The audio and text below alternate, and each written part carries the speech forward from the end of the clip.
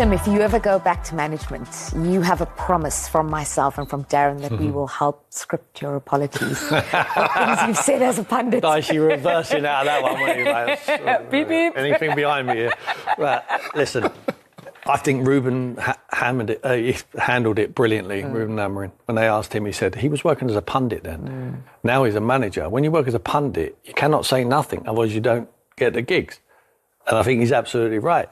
But you don't try and say no for the sake of it. He honestly believed that, Sean Dyche, at the time, when he said it, because he's a straight man, that it wasn't, whatever he said. But I think Ruben handles it brilliantly. And he just says, you know what? I thought we disarmed everyone to say, we don't want that. I mean, the last thing he wants to do is a face-to-face with Sean Dyche. I do think, let's not kid ourselves, it's given us a superb subplot to this match. Absolutely. And that's what you want. When you go on podcasts, and we do have a podcast called Culture right now, football people talk football and they speak honestly. And Sean has said for many, many years, I deserve a big club. Now he's got a big club. Now he's got the resources. If he wins, it's a vindication of what he said on the podcast. Let's not kid ourselves. Even though Amorim has been really gracious about it, you can bet your boots it's the best team talk he could possibly have imagined, because he will take a lot of satisfaction from those 3 points. Well, he was right. Whatever Sean Dyche said, it was right at the time. Yeah. And it's up to Ruben to try and prove people wrong. And I think he's on his way to be able to do that. He won 3 on the spin. Yeah. They go to Forest, they win 4. They go to Tottenham next week to win 5. The guy gets his haircut. Everyone's happy. I'm waiting for the haircut, man. They're looking up the division, you know, and he's the genius. Yeah. At the time, it wasn't working for him. It was a disastrous run. I was coming in here saying I'm surprised he'd been so bad. He can. Lots of other managers before, and he can thank the other managers who have failed before him, because they could not continue with that process of keep sacking managers. So they got away with it for a year. He's below par at the moment. He's well below par. He's not even par to what is expected, but nor was Sir Alex Ferguson before he won that League Cup. See, and look what happened after that. Well, these are the stats, Darren. Before I let you finish that, just a year of Ruben Amorim. So much as he's going to be motivated because of those comments, he'll also be motivated because it's a special milestone as well. 36 matches that he's taken charge of. They've won 12, drawn 7 and lost 17. Darren, you can finish your points and then also just tell us your verdict on the year of Ruben Amorim. Well, the most striking aspect of those numbers is the bottom one. The longest winning streak for a superpower in world football is just 3. And that's the current run. You mentioned it before. If they were to win, it would be the longest streak for something like 18, 19 months. For a Manchester United manager, it's not acceptable. Now, you can work on the basis that they wanted to come out of that boom or bust era of bringing in a manager, investing in his players, things don't go well, you sack them. You've got to stick by one eventually. I have to confess, even though a lot of my colleagues might not disagree, I'm not that enthused by this run. They're very unconvincing wins against teams you would expect Manchester United to beat. And even then, for example, in the Brighton game, they were clinging on at the end when Brighton finally turned up. Yeah. And they will always give you opportunities. A year of Ruben Amorim, it's not been great, I can't lie. Yeah, United fans are loving life at the moment. They're not going to be listening to anything you guys are saying right now. They want an Anfield. Come on. They're enjoying life. The context of the Anfield win, and I will let you move on, I do promise, but if you look at Liverpool, they are on the worst run of form since 1953. So it's easy to get excited about that win, but actually, were you beating the real Liverpool? No, you weren't. You will take everything that you're given, but you've got to be realistic. United are a long, long way away from where they should be. Well, since you mentioned the target hasn't changed, things, of course, looking a lot better for Manchester United now, certainly than they did a few weeks ago. For you, what do you think is achievable? I think Europe is achievable. It seems strange talking about Man United, talking about maybe top 6 and not even thinking about the top 4. I know he said it will be difficult, but it is still Man United. They still have spent a lot of money and they still have gone out and got a top manager from another league. So it's about time they started looking better, let's put it that way. I know you ain't going to like that, but it's even seeing other attacking players that are contributing, and it's not just left to Bruno Fernandes to pull the team through all the time, I think is a good sign for everybody, and hopefully it's something that they can build on. But they've had Matheus Cunha and Bryan and Mbuemo, who have just, as expected really, because they both came from Premier League clubs, but they've hit the ground running. Yeah, they have. I think it was clever from the recruitment team to get players in that are already proven in the league, and I think obviously Mbuemo has done fantastic, but I look at Cunha and you can half see how good he is in terms of where Wolves are now, because I think how much Wolves miss him, and how much he dug them out last year and dug them out of messes, and he's gone there, and yeah, he took a while to get his first goal, but he's got it now, and I expect him to kick on, and two fantastic footballers, intelligent footballers that I think will do really well at Man United. You were watching the VT earlier, and you just go, oh, look at that finish.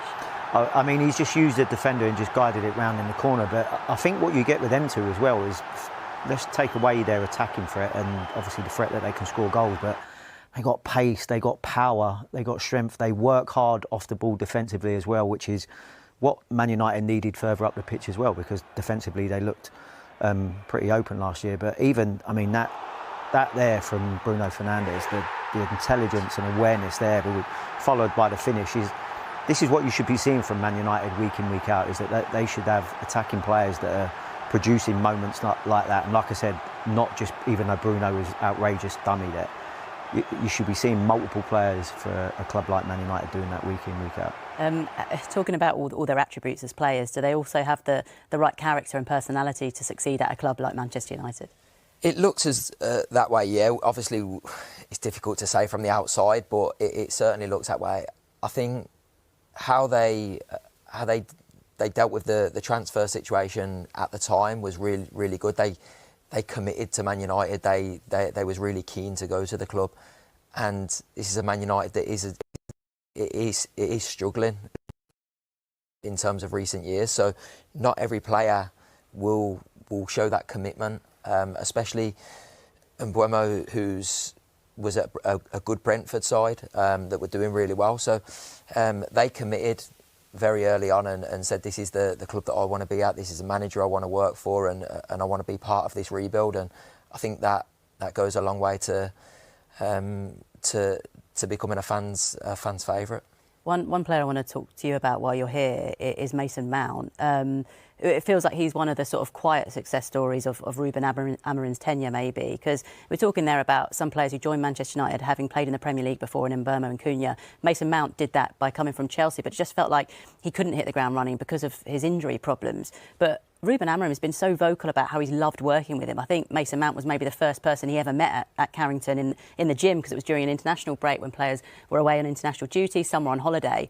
But he's talked so highly about his attitude and what he's like, yes, as a player, but as a person as well. What can you speak to about that? Because you obviously know him really well. I'll just echo those words. He's a player and a lad. He's not a kid anymore, but someone you can't speak highly enough, because the enthusiasm he shows for the game of football, loves his teammates, a real good teammate, tactically so astute. You ask him to carry out certain things in a game as a manager from a tactical point of view, he follows it and affects the rest of the group. And he's just been so unlucky with injuries that before the move to Man United, it was maybe in his last season at Chelsea, he picked up a few niggles, but before that, and I'm talking going back to when he was 14, 15-year-old kid, he was always available for training, always wanting to play in every game, every minute of every game. And like I said, he comes out to train as if like it's his last day of training, or he's like on trial every day. But I just want him to get a decent run in a team where he can show the quality that he has as well, because you're talking about someone who was 2 times in a row Chelsea Player of the Year in the year they won the Champions League. Do you know what I mean? He was a top player, and it doesn't surprise me hearing the Manchester United manager speak so highly of him, because I think if you speak to anyone that's worked with him, that's how they talk. Do you feel like he's getting back to that good place? Yeah, and that's all I want for him, really. I mean, I messaged him at the beginning of the season when he picked up a niggle and was just like, don't tell me you're out again. And he was like, no, thankfully it ain't that bad. Okay. But that's all I want, is for him to stay injury-free, and I think his quality will come to the surface. What do you think is success for United this season? Yeah, I agree with what Ruben Amorim said. I think he, as well as they've done in these last few weeks, and they've got the wins now, I think they've still got a long way to go. And I think I do think they're good enough to finish in the European spots. I think Champions League will be too far for them this season. They are still rebuilding, but they're building a good squad that Man United fans want to see. I think it's so difficult as a Manchester United manager because you need results and you need to do it in a certain manner as well. So he's having to deal with that, but I think he's going a long way to that with what's happened the last few weeks, and like I say, a long way to go, but they're on the right tracks. Forest and Spurs before the next international break. Can they make it to 5 Premier League wins on the spin? I think they can do. I'm still not convinced that they're sort of like round this corner and now they're becoming a bit of a force. I know that they've gone on a little bit of a run, but I still see them in games and just think that they're not dominating. They're not. I think sometimes they also look open still. I mean, I know they've done better of late, but they're definitely winnable because, let's get it right, Forest are not having a great year. But I think Spurs might be a little bit of a different game. But with Man United, like quite a few of the teams in the Premier League this year, you're not quite sure what you're going to get. Yeah. So we could get the Man United from last season very quickly against Forest, and then you go, all of a sudden we're back to where we was. But they'll certainly be trying to build on the confidence that they've created in the last 3 games. I get what you're saying. It feels like there's almost sometimes just a banana skin around the corner waiting somewhere. Yeah, because we've seen it for such a long time that they haven't been producing or performing, that we're like, OK, 3 games is OK, and it's an improvement on what you've seen so far. But I'm still not fully convinced with the performances. OK. Well, Manchester United players will be hoping to avoid a scare at the City Ground tomorrow. But as it is Halloween, well, do they like scary films? Here's the answer. What's your favourite horror film?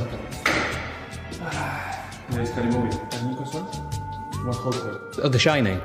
Yeah, perfect. You don't really have one? Well, scary movies. Is it It? Yeah, definitely. Jeepers Creepers. What's your favourite horror film? Friends is Chicken Up the Plate. Who in the current squad would be most likely to survive if they were in a horror film? Likely to survive. Yeah. Really likely not to survive. Who would be likely not to survive? Josh, say Josh. Josh, yeah. Yeah, for both. Who's the least likely to be scared, do you think? I think Joshua. To survive. Me. Maybe I might because you can run. Because he can run fast. Thank you. Cheers. Yeah, probably. Yeah? Same reason? Because he can run really fast? Yeah? That's a fair answer. I don't watch scary films because I hate them. But have you got a favourite horror film? No, I'm a little bit like you. Oh, yeah. They ain't for me. Scary. Mark? Yeah, I watched Hocus Pocus last night. OK, that's about it. OK, maybe I'll watch that later.